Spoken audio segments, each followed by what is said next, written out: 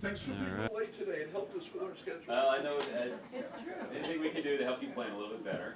The threat that we face from our adversaries is a persistent one.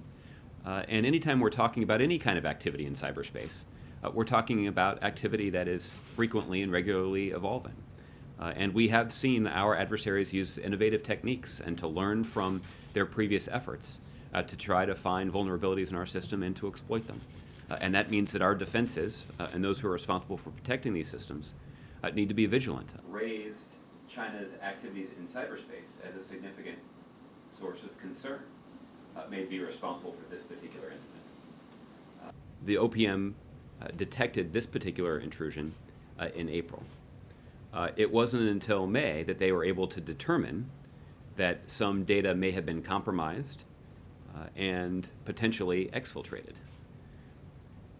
And abiding by the best practices that we have urged private sector organizations to adopt, we're taking steps to notify those who may have been potentially affected within 30 days of confirming that some of the information was compromised and potentially exfiltrated. But what's also true anytime that these kinds of investigations are being conducted is that there is risk associated with making public what exactly our investigators have learned. And the reason for that of what we face. Because our adversaries out there are so persistent and frankly very innovative. This is legislation that would make it easier for the private sector to share information about cyber threats. It would establish this national uniform standard for 30-day notification for individuals that may be affected by a cyber intrusion.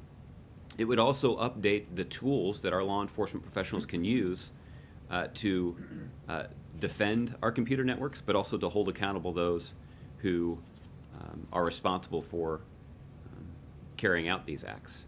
Is being put upon a significant number of current and former. System for multiple attempts, or was it just a long period of time between December to May? What we need is not just improved efforts on the part of the federal government. We actually need to see improved coordination between the government and the private sector on these matters. And that effort to coordinate requires congressional action.